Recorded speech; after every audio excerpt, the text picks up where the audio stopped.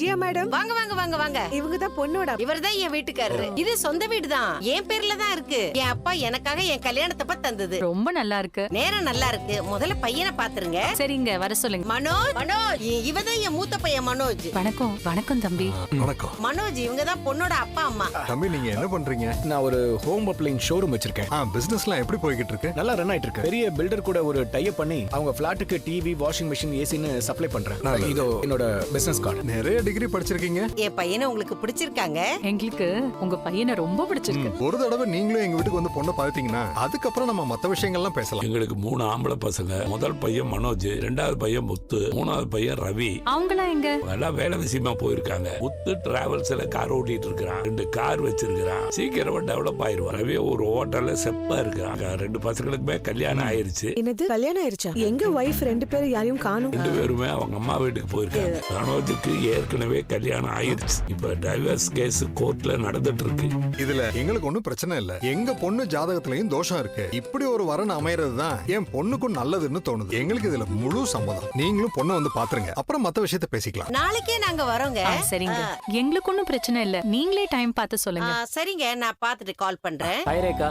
Hi Sathya, உட்காருங்க. இன்னைக்கு birthday உங்களுக்கு தான். ஆனா எனக்கு தான் gift கிடைக்க போற மாதிரி இருக்கு. உங்க ஆன்சர் என்னவா இருக்கும்னு தெரியல. பாசிட்டிவா இருக்கும்னு நம்புறேன். I love you Rekha. I love you too Sathya. One second Sathya. Hello Rekha, எங்க இருக்க நீ? ஃப்ரெண்டோட வெளியே வந்திருக்கேம்மா. எந்த ஃப்ரெண்டு? பொண்ணா பையனா? பேர் என்ன? அது தெரிஞ்சு நீ என்னமா பண்ண போற? நான் அப்புறம் கால் பண்றேன், வைக்கிறேன். என்னாச்சு ரேகா? யார் கால் பண்ணான்னு தெரிஞ்சுக்கலாமா? என் அம்மா தான். நீ என் லவ் அக்செப்ட் பண்ணிக்கிட்ட. I'm really happy. ஆனா நம்ம லவ் என் வீட்ல அக்செப்ட் பண்ணிக்க மாட்டாங்க. என் அப்பாவே அக்செப்ட் பண்ணிக்கிட்டா கூட என் அம்மா அக்செப்ட் பண்ண மாட்டாங்க. ஆனா உன் வீட்ல எப்படின்னு தெரியல. அவங்க ஆல்ரெடி அக்செப்ட் பண்ணிட்டாங்க. நம்ம மேரேஜ் பண்றப்ப என் ஃபேமிலில இருந்து கண்டிப்பா அப்போஸ் பண்ணுவாங்க. யோசிக்க முடியாத அளவுக்கு ப்ராப்ளம்ஸ் வரலாம். என்ன நடந்தாலும் பரவாயில்ல, நம்ம சேர்ந்தே ஃபேஸ் பண்ணலாம். நீ ஒன்னும் கவலைப்படாத, நான் எப்பயும் கூடவே இருப்பேன். மீனா வாங்க. ஸ்ருதி, எதுக்கு நீங்க வர சொன்னீங்க? இந்த கோவில்ல வேண்டிக்கிட்டு அடிப்பிரதட்சணம் பண்ணா நம்ம வேண்டுதல் எல்லாம் நடக்கும். அதுக்குதான் இந்த மாதிரி நடக்கிறதுக்கு சயின்டிபிக்கா ஒரு ரீசன் இருக்கு தெரியுமா? அப்படிங்களா? காலை நல்லா இப்படி ஒட்டி நின்னுட்டு கைய நீட்டி கண்ணை மூடிட்டு நிக்கணும். 3 நிமிஷம் நிக்கணும். அப்படி நிக்க முடியலனா நம்ம பாடியில வைட்டமின் டெஃபிஷியன்சி இருக்குன்னு சொல்வாரு. இப்படி நடக்கிறது தான் நம்ம பிரெயினுக்கு பெஸ்ட் எக்ஸசைஸ்னு சொல்வாரு. அப்போ இப்படி அடிப்பிரதட்சணம் பண்றதால கடவுளையும் வேண்டின மாதிரி ஆச்சு, நம்ம உடம்புக்கும் நல்லது நடக்கும். எக்ஸாக்ட்லி. சரி,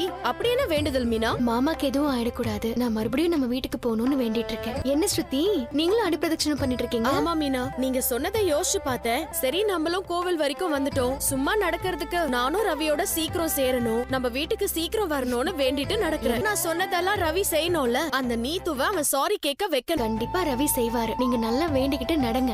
மீனா அங்க பாருங்க. என்ன ஸ்ருதி, அதிசயமா கோயிலுக்கெல்லாம் வந்திருக்க? என்ன வேண்டுதலா? ஆமா ஆண்டி. என்ன வேண்டிக்கிட்ட? எங்க ஆண்டி விஜயா மூட நம்பிக்கைய ரொம்ப நம்புறாங்க. அத தப்புன்னு அவங்களுக்கு அட்வைஸ் பண்ண கடவுளே. ஆண்டி மனசு மாறி சீக்கிரமே மீனாவ திரும்ப வீட்டுக்கு வர சொல்லணும்னு வேண்டிக்கிட்டேன். சரி, நீங்க ஏன் கோவிலுக்கு வந்தீங்க? நாளைக்கு மனோஜுக்கு பொண்ணு பார்க்க போறோம். அதுக்கு நல்ல நேரம் எப்ப வருதுன்னு கேட்டுட்டு போக வந்தேன். அப்படியே அவனுக்கு கல்யாணமும் நல்லபடியா நடக்கணும்னு வேண்டிக்க வந்தேன்.